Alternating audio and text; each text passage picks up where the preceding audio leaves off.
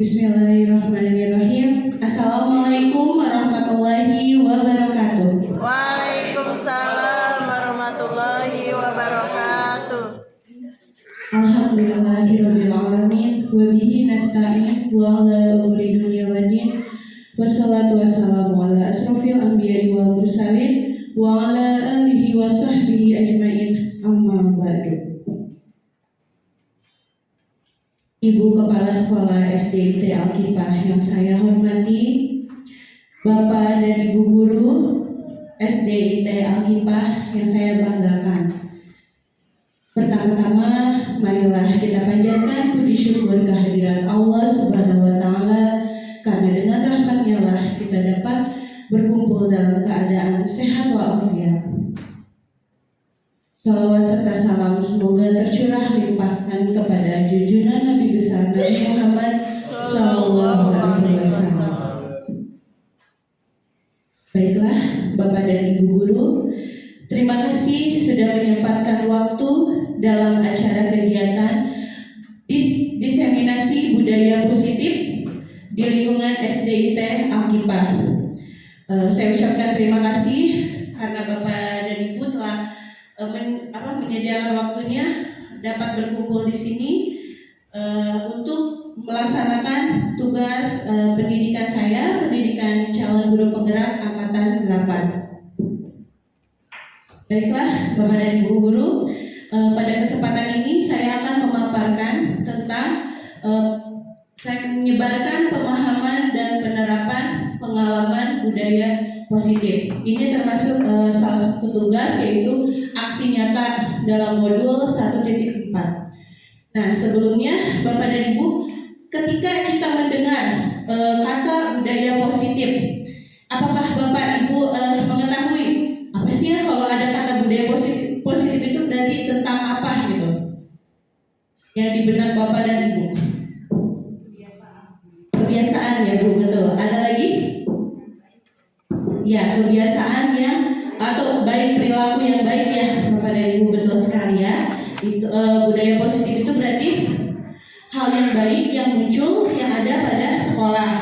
Nah, untuk selanjutnya saya ucapkan selamat datang para Bapak Ibu guru hebat. Kita mari belajar bersama, berkolaborasi, saling mendukung dan mewujudkan disiplin positif di sekolah kita. Untuk materinya, di budaya positif ini ada 7 konsep utama. Konsep utamanya yang pertama, perubahan paradigma belajar, disiplin positif, kebutuhan dasar manusia, motivasi perilaku manusia, posisi kontrol restitusi, keyakinan kelas, dan segitiga restitusi. Yang pertama yang akan saya paparkan itu mengenai perubahan paradigma belajar. Nah, saya akan bertanya kembali, bagaimana cara Bapak Ibu mengajar di kelas? Apakah kan biasanya kita itu pembelajaran itu ada 2. Yang pertama, pembelajaran yang berpihak pada guru, dan ada juga pembelajaran yang berpihak kepada murid. Nah, coba menurut pengalaman Bapak dan Ibu, kita sudah pembelajaran yang kita lakukan itu berpihak kepada guru atau berpihak kepada murid? Kepada murid ya, betul. Jadi kita itu harus menjadi pendidikan itu, karena menurut filosofis Ki Hajar Dewantara bahwa guru itu menuntun muridnya, bukan menuntut ya. Jadi kita tidak boleh menuntut murid kita, tapi kita harus menuntun murid kita ke arah yang lebih baik untuk mendapatkan keselamatan, kebahagiaan di masa yang akan datang, baik itu di sekolah maupun di anggota masyarakat. Serta kita itu harus menjadi, guru itu harus menjadi seorang fasilitator. Nah, jadi kita itu hanya sebagai amungnya saja bagi murid kita. Kita dapat menuntun murid kita itu sesuai dengan kodrat alam dan kodrat zamannya. Nah, jadi kalau misalkan sekarang kan sedang musimnya menggunakan ilmu teknologi ya, pakai iptek. Anak-anak itu banyak sekali yang bisa menggunakan handphone. Nah, bagaimana cara kita supaya pembelajaran itu dapat menyenangkan, bisa menggunakan seperti ini kan kita bisa menggunakan fokus seperti itu. Berarti sesuai dengan kodrat zamannya. Nah, di sini pembelajaran dengan paradigma baru itu dirancang berdasarkan prinsip pembelajaran yang terdiferensiasi sehingga setiap siswa belajar sesuai dengan kebutuhannya, berarti sesuai dengan minat dan bakat mereka. Nah, dan itu semua harus sesuai dengan tahapan perkembangan untuk mewujudkan profil pelajar Pancasila. Nah, sering mendengar ya Bapak dan Ibu, profil pelajar Pancasila, pelajar Pancasila. Nah, kalau supaya kita lebih mengingatnya, kita sambil bernyanyi ya Bapak dan Ibu guru. Nah, pelajar Pancasila. Pelajar Pancasila, tepuk pelajar Pancasila, tepuk pelajar Pancasila. Pelajar Pancasila Beriman dan bertakwa pada Tuhan yang Esa dan berakhlak mulia, berkebinekaan global, gotong royong mandiri, kreatif dan bernalar kritis. saya Bapak Ibu lahir lagi. Ya.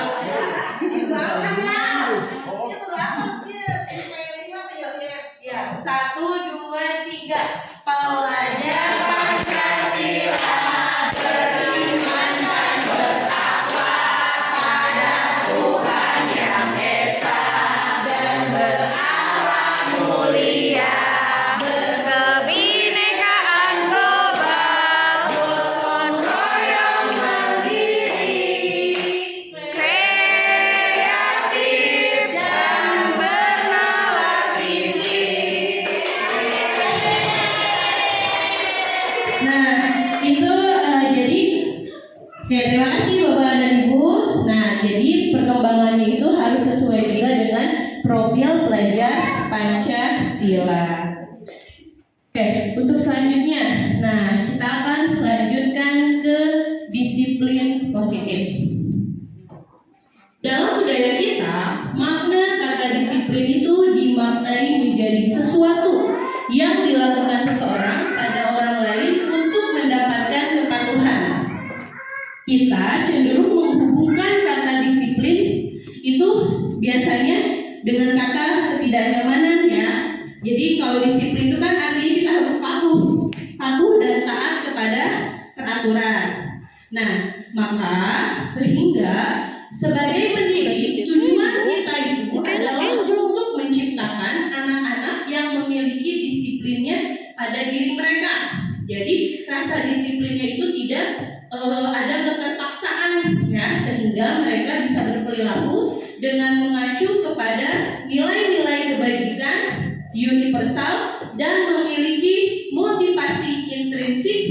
Berarti motivasinya ada pada diri mereka sendiri dan motivasi ekstrinsik di luar. Nah, disiplin positif merupakan salah satu cara penerapan disiplin yang bertujuan untuk menumbuhkan kesadaran serta memberdayakan anak untuk melakukan sesuatu tanpa sogokan, ancaman maupun hukuman. Nah, biasanya kan jujur, saya juga sering ya sebelum saya mengetahui teori ini, biasanya saya memberikan anak-anak itu sebuah sogokan atau iming-iming. Ya, kamu kalau misalkan mau masuk kelas, kamu harus gini.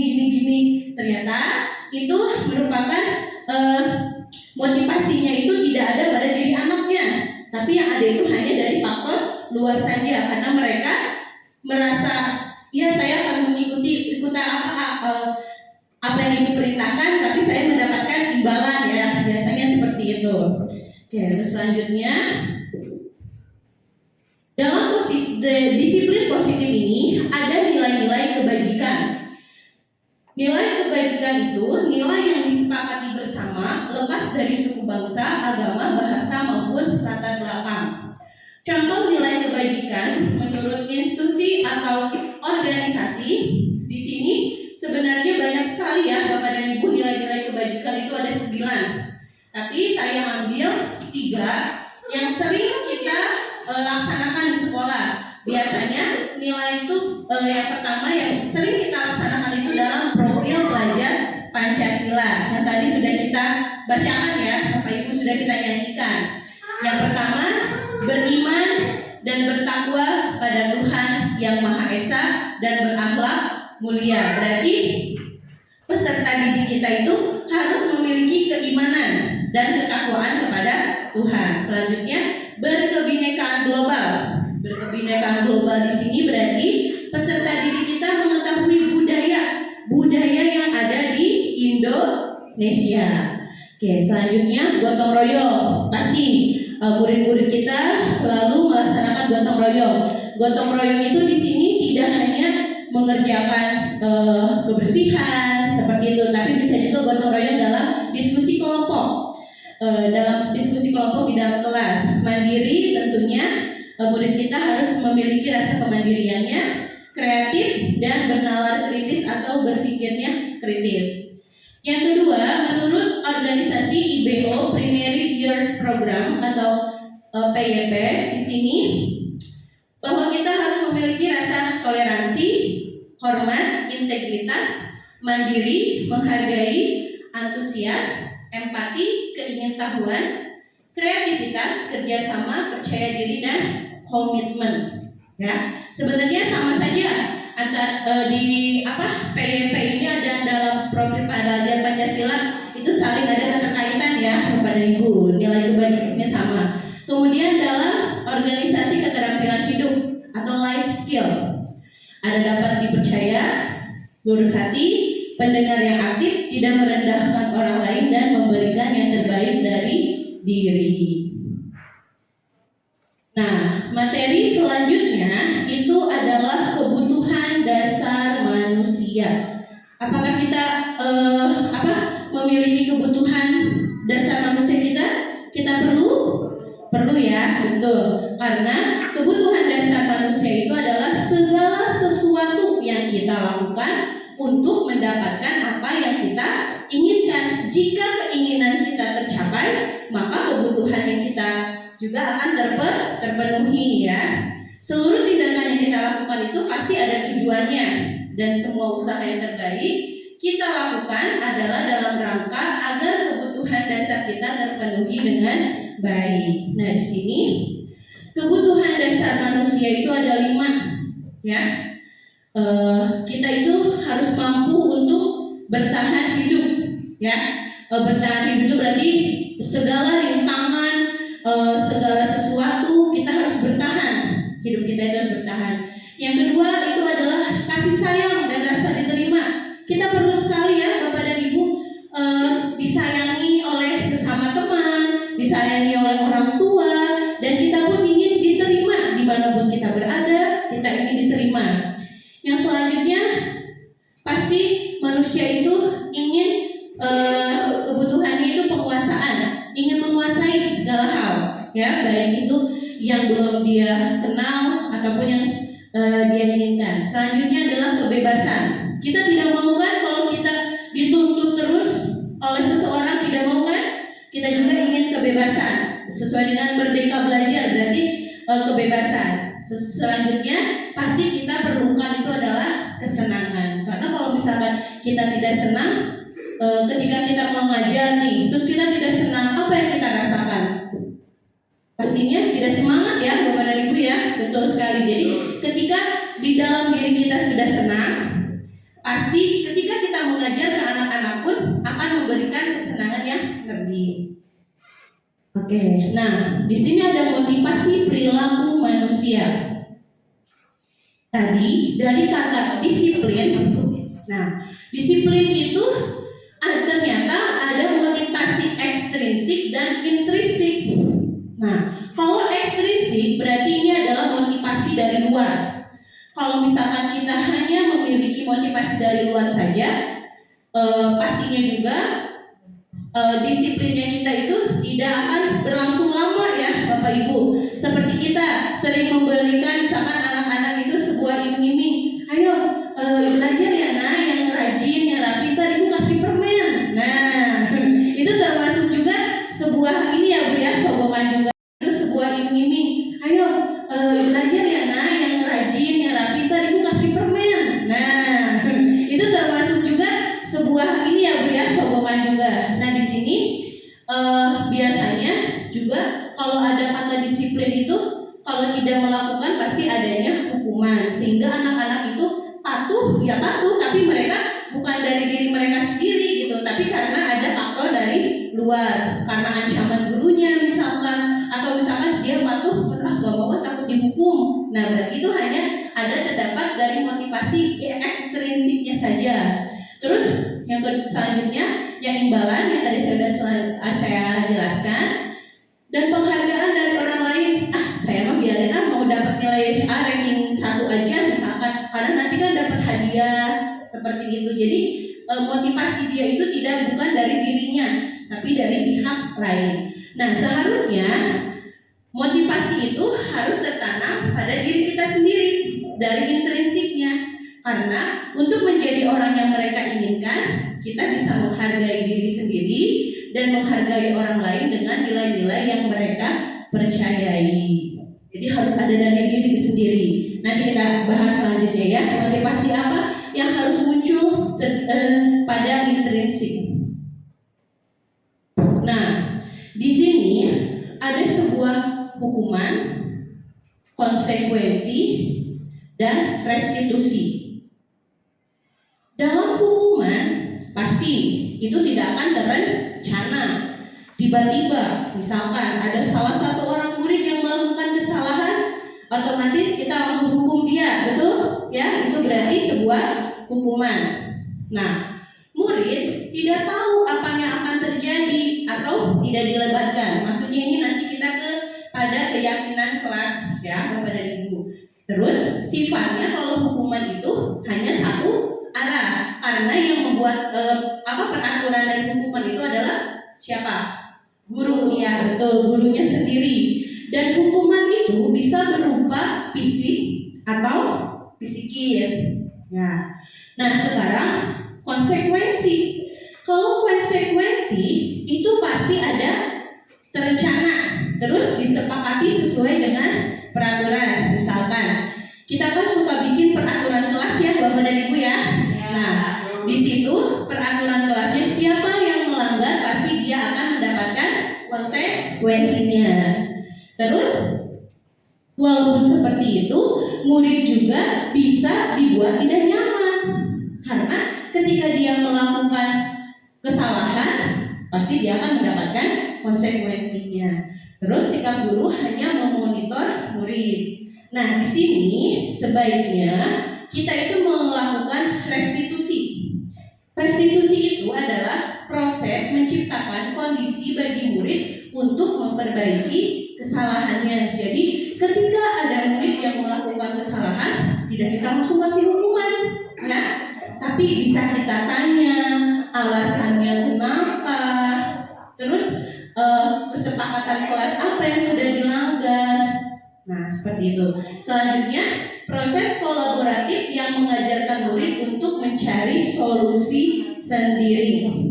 Jadi ketika ada murid yang melakukan kesalahan, terus kita tanya, berdialog kepada dia, kita tanyakan juga, kamu mau menjadi seperti apa nak? Apa yang kamu inginkan? Solusinya apa? Pasti murid sendiri yang akan mencari solusinya sendiri. Nah, sekarang ternyata posisi kontrol guru itu ada 5 tahap ya Bapak dan Ibu. Yang pertama penghukum. Di sini penghukum ini guru bisa melakukan hukuman berupa fisik, verbal ataupun non verbal ya penghukum itu. Yang kedua membuat rasa bersalah.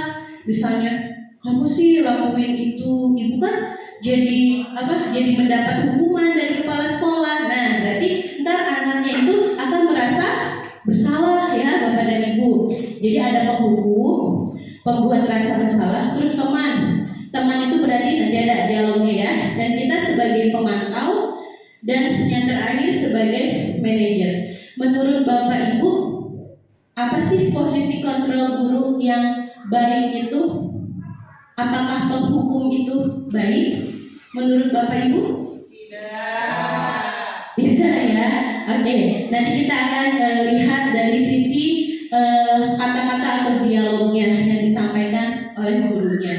Ya, betul. Biasanya jujur nih, kita selama mengajar itu menggunakan posisi kontrol sebagai apa? Biasanya manajer. Alhamdulillah, terima kasih, betul ya. Jadi seharusnya itu kita menjadi seorang manajer bagi murid kita, bukan sebagai menghukum atau menghukumi, ya. Terus kita juga biasanya kita sebagai pemantau saja. Nah, di sini misalkan contohnya ada siswa yang tidak memakai atribut lengkap saat upacara bendera.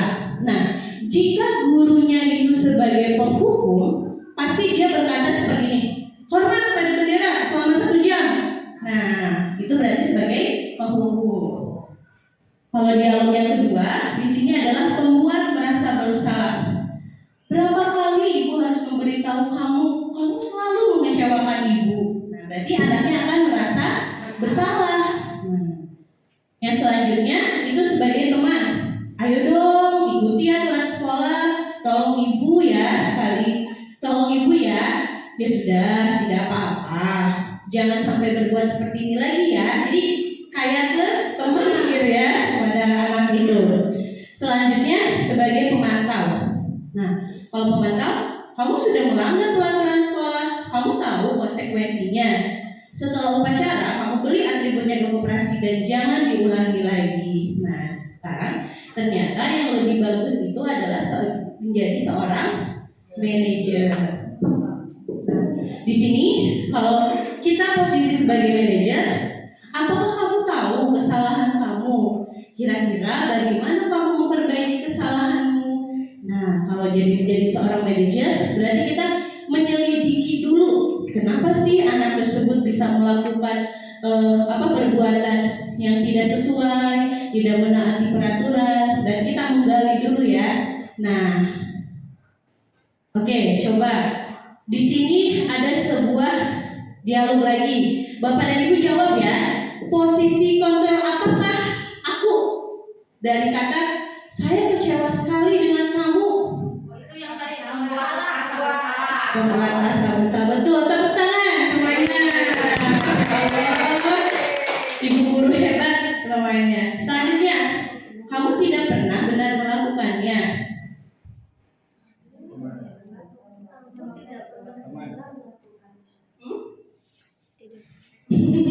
Kamu tidak pernah benar melakukannya. Berarti sebagai apa? Rasa bersalah. Penghukum? Teman? Apa pemantau? Pemantau sama pembuat rasa bersalah. Coba kita lihat dari yang pertama. Yang pertama, saya kecewa sekali dengan kamu, berarti benar-benar merasa bersalah. Nah, ini kamu tidak pernah benar melakukannya. Itu berarti secara pemantau. Dan kata-katanya ya Bapak Ibu.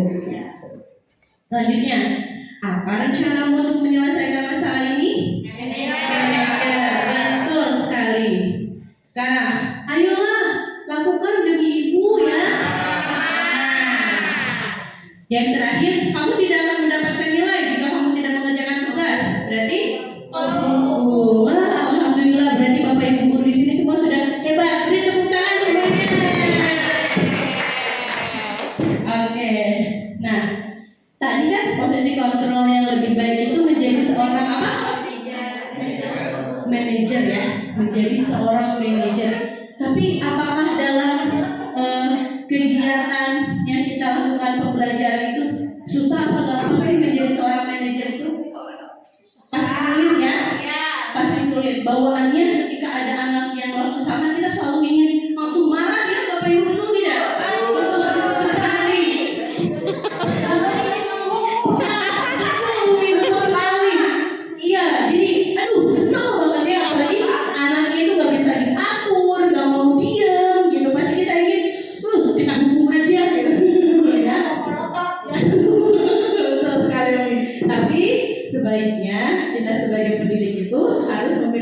harus memiliki posisi kontrol sebagai manajer bertahap ya Bapak Ibu, nggak apa-apa, nggak harus sekarang langsung seperti itu, tapi dengan tahapannya, prosesnya ya, ada prosesnya.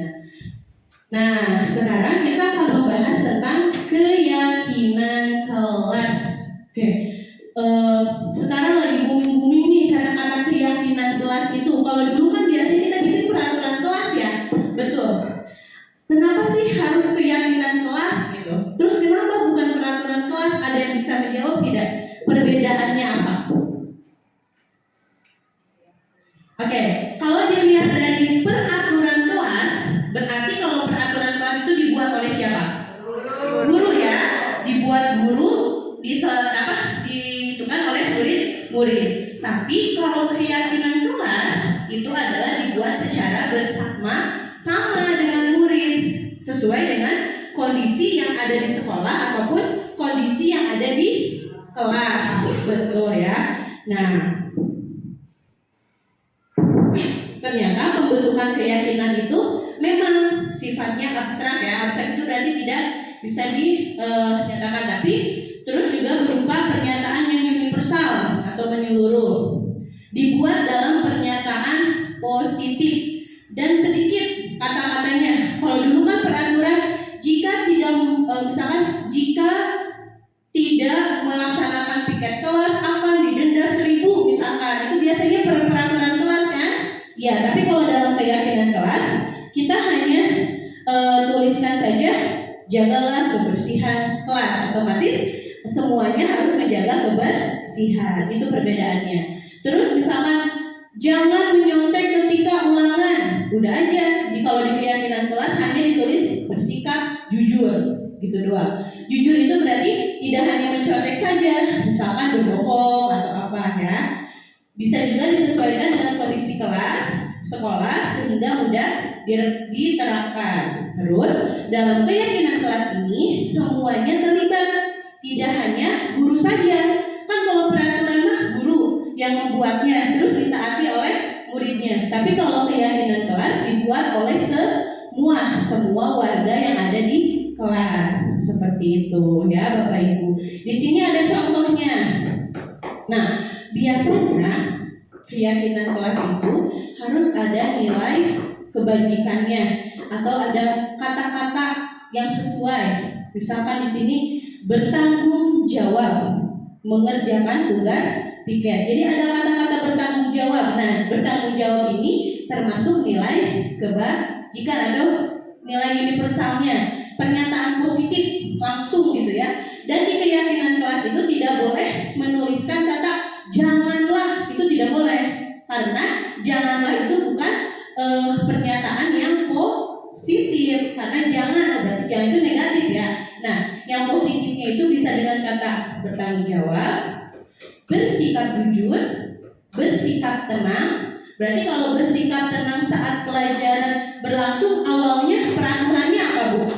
Tidak boleh berisik di dalam. Nah, tidak boleh berisik di dalam kelas, betul. Itu berarti peraturannya dulu. Nah, keyakinannya itu ya sekarang bersikap tenang saat pelajaran berlangsung. Terus bersikap sopan dan menghormati guru. Misalkan jangan memotong pembicaraan guru. Kalau dulu kan gitu. Berarti di sini kita harus bersikap sopan dan menghormati guru. Saling menolong, hidup rukun dengan teman. Oke, ya. Nah, sebelum ke segitiga restitusi, masih semangat gak Bapak dan Ibu? Nah, kita tepuk semangat, tapi semangatnya dang ding dung. Gimana? Sampai dulu. Ya, kita cobain ya. Tepuk semangat dang ding dung. Dang dang dang. Ding ding ding. Dung dung dung. Dang dang dang. Ding ding ding. Dung dung dung. Se aha aha ma. Ngan aha aha semangat. Oke, salam Bapak Ibu. Berdiri. Yo, berdiri semuanya. Biar lebih apa? Semangat.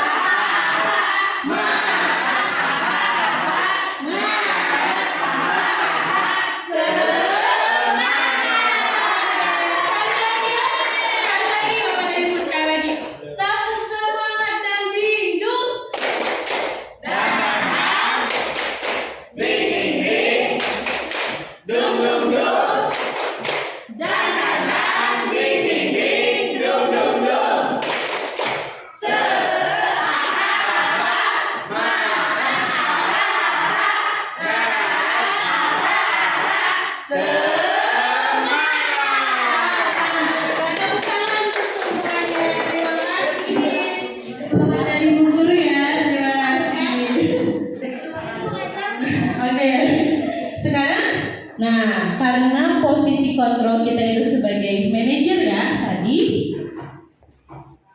maka di sini ada sebuah segitiga restitusi. Segitiga restitusi ini adalah suatu proses dialog antara guru dan murid yang dijalankan oleh guru dan murid agar menghasilkan murid yang mandiri dan bertanggung jawab. Jadi motivasinya itu tidak pada ekstrinsiknya aja, tapi harus ada pada intrinsiknya, pada dirinya ya. Oke, segitiga restitusi itu terdiri dari 3 tahapan. Yang pertama itu adalah menstabilkan identitas. Di sini berarti kita menanyakan kepada murid itu, kenapa kamu bisa melakukan hal seperti itu? Terus alasannya kenapa? Ya, seperti itu. Selanjutnya itu adalah validasi tindakan yang salah. Berarti kita menanyakan kepada anak itu, kalau kita misalkan kasusnya itu mencontek, kalau misalkan mencontek itu baik, perilaku baik atau perilaku buruk. Nah, berarti kita menanyakan tindakan yang salah. Yang terakhir itu adalah menanyakan keyakinannya. Pertanyaannya bisa keyakinan kelas apa yang kita telah disepakati. Terus kamu ingin menjadi orang seperti apa? Jadi kita balik nanya lagi kepada murid kita. Jadi ada 3 tahapan ya. Kalau validasi tindakan yang salah itu biasanya kamu tentu punya alasan, berarti alasannya, maaf ya, alasannya. Yang selanjutnya menstabilkan identitas itu kita bilang, iya, ibu juga dulu pernah melakukan kesalahan ini. Oke, untuk sekarang tidak apa-apa ya. Nah, itu berarti menstabilkan identitas. Oke, di sini menstabilkan identitas berdasarkan prinsip membuat kesalahan adalah dari proses pembelajaran. Jadi, walaupun murid kita pernah melakukan kesalahan, itu adalah proses mereka mengetahui perbuatan itu baik atau tidak baik. Dialog yang bisa kita bacakan atau kita tanyakan kepada murid yang pertama, berbuat salah itu wajar nak. Nah, yang kedua, tidak apa-apa, tidak ada manusia yang sempurna. Terus, ibu juga pernah melakukan hal itu. Di sini ibu tidak mau mencari siapa yang salah, tapi ibu ingin mencari solusi dari permasalahan ini. Kamu berhak merasa begitu. Nah, berarti di sini ketika kita menstabilkan identitas, ya Bapak Ibu. Yang kedua, validasi tindakan yang salah. Nah, berdasarkan prinsip ini, setiap perilaku berupaya memenuhi sesuatu kebutuhan tertentu. Nah, kita juga kalau misalkan ada anak yang melakukan kesalahan itu, kita harus tanya, kenapa? Kamu alasannya kenapa? Seperti itu ya. Jadi pasti ada alasannya ya, setiap anak melakukan kesalahan itu. Yang kedua, padahal kamu bisa melakukan yang lebih buruk dari ini, kamu patut bangga karena telah melindungi sesuatu yang penting buatmu, karena dia ingin merasa kebutuhan dianya terpenuhi. Misalkan aku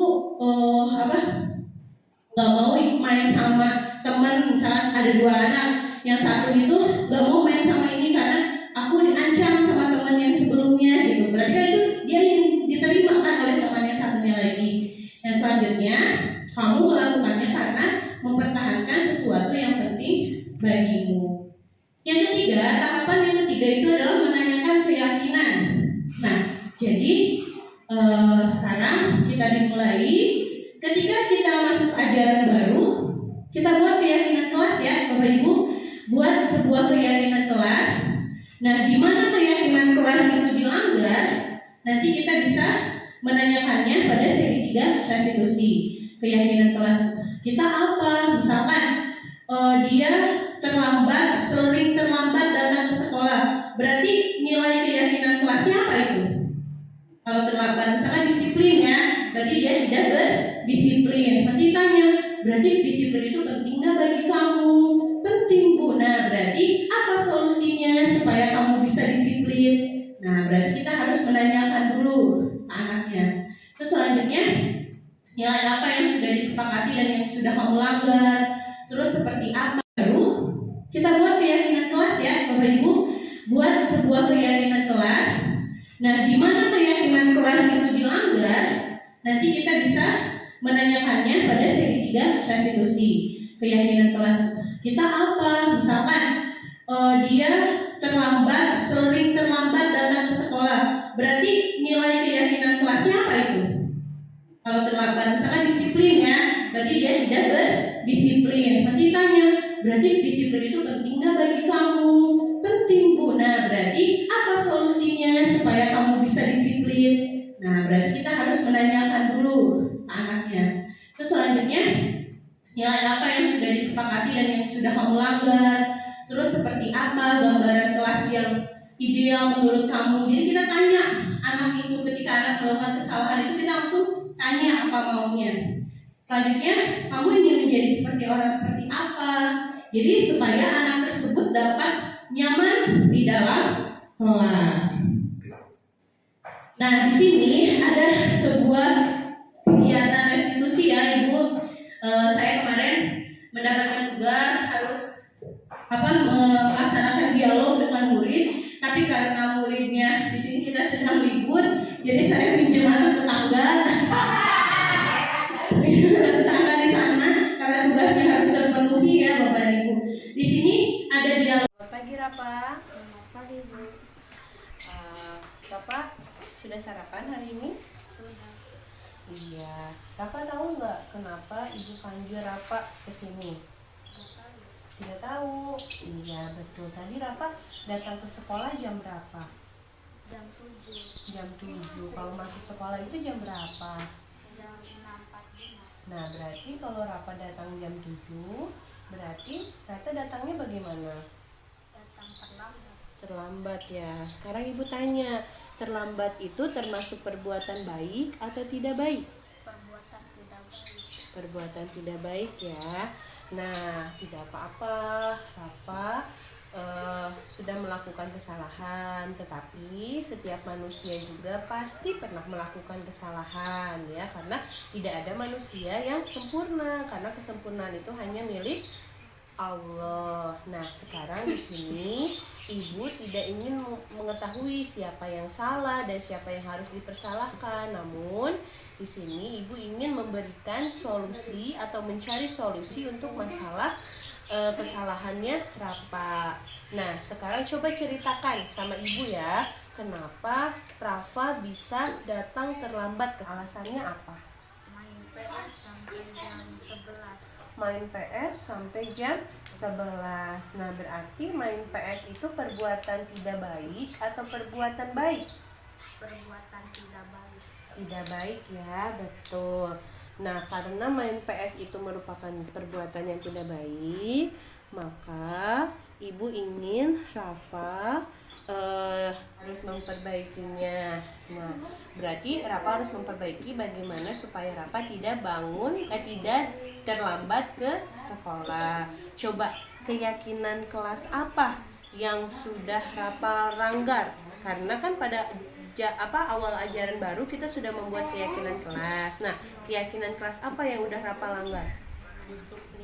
Disiplin. Nah, sekarang Ibu tanya, disiplin itu penting atau tidak? Penting ya. Disiplin itu penting bagi kita, berarti disiplin itu harus ditanamkan pada diri Rafa supaya Rafa tidak datang terlambat. Nah, kira-kira apa ya yang bisa Rafa lakukan supaya Rafa tidak terlambat datang ke sekolah lagi? Tidur lebih awal. Tidur lebih awal. Jam berapa kira-kira tidurnya? Jam 8. Jam 8. Terus selain itu ada nggak yang harus dilakukan lagi supaya bisa bangun lebih awal nih? Memasang alarm. Nah betul, memasang alarm. Jadi sekarang Rafa harus sebelum tidur itu memasang alarm supaya bisa bangun lebih awal dan tidak terlambat datang ke sekolah. Nah, kira-kira kapan sih Rafa bisa memulainya perbuatan ini? Sekarang. Mulai dari sekarang, mulai hari ini ya. Oke, jadi nanti malam Rafa harus tidur lebih awal. Sebelum tidur harus memasang alarm. Nah, Ibu yakin Rafa pasti bisa lebih baik lagi. Bisa tidak terlambat datang ke sekolah. Yakin? Yakin. Rafa bisa merubahnya? Bisa. Tos dulu dong. Oke, terima kasih.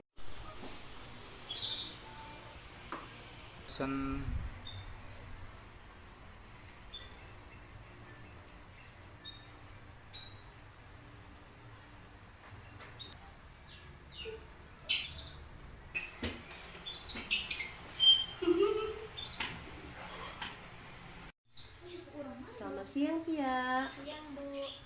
Pia udah istirahat tadi? Udah. Oke, Pia tahu nggak kenapa Pia dipanggil sama ibu ke sini? Udah tahu. Nggak tahu ya. Sebenarnya tadi pada saat ulangan, ibu melihat Pia mencontek, melihat jawaban temannya. Betul tidak? Betul. Nah, sekarang ibu tanya, mencontek itu perbuatan baik atau perbuatan tidak baik? Tidak baik ya. Nah, berarti Pia sudah melakukan kesalahan. Nah, tidak apa-apa. Setiap orang, setiap manusia pasti pernah melakukan kesalahan ya. Ibu juga pernah melakukan kesalahan dan sekarang Pia sedang melakukan kesalahan. Nah, di sini ibu tidak ingin mencari tahu siapa yang salah dan siapa yang harus dipersalahkan. Namun, sekarang kita harus mencari solusinya. Bagaimana kita bisa memecahkan permasalahan tersebut ya. Oke, coba ceritakan ke ibu, apa sih kenapa dia bisa mencontek ke temennya? Jarang belajar. Oh, terus selama malam sebelum tidur dia ngapain aja? Main handphone. Oke, berarti main handphone itu perbuatan baik atau perbuatan tidak baik? Tidak baik ya, betul. Pertama, ketika main handphonenya terlalu lama pasti akan mengganggu pelajaran. Nah, sekarang keyakinan kelas apa sih yang sudah Pia langgar? Kan waktu dulu kita sudah membuat keyakinan kelas. Nah, keyakinan kelas apa yang sudah Pia langgar? Jujur ya, nilai jujur. Jujur itu perbuatan baik. Baik, berarti kalau mencontek, Pia melakukan perbuatan baik atau tidak baik? Tidak baik. Berarti nilai jujur itu sangat penting ya bagi Pia. Nah, kira-kira apa ya yang harus Pia lakukan supaya Pia tidak mencontek lagi? Belajar dengan sungguh-sungguh, terus harus rajin berdoa kepada siapa? Kepada Allah. Nah, walaupun misalkan kita sudah belajar, tapi kita juga harus meminta doa kepada Allah supaya dilancarkan dalam pelajarannya. Nah, itu berarti solusinya ya. Oke, setelah itu, nah kira-kira kapan sih Pia bakal merubahnya? Mulai dari hari ini. Berarti mulai dari hari ini Pia akan apa? Akan belajar dengan sungguh-sungguh. Oke, ibu yakin Pia pasti bisa melalui semua ini. Pia bisa belajar dengan sungguh-sungguh. Pia bisa belajar dengan baik lagi supaya mendapatkan nilai yang lebih baik. Bisa merubahnya? Yakin? Bisa? Oke, terima kasih. Assalamualaikum.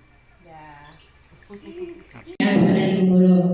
Nah, untuk terakhir, kata penutup itu dalam penerapan program disiplin positif, hendaknya guru memiliki standar kepribadian, profesional, dan sosial yang baik, di mana guru mampu merefleksikan dirinya dalam posisi kontrol saat ini.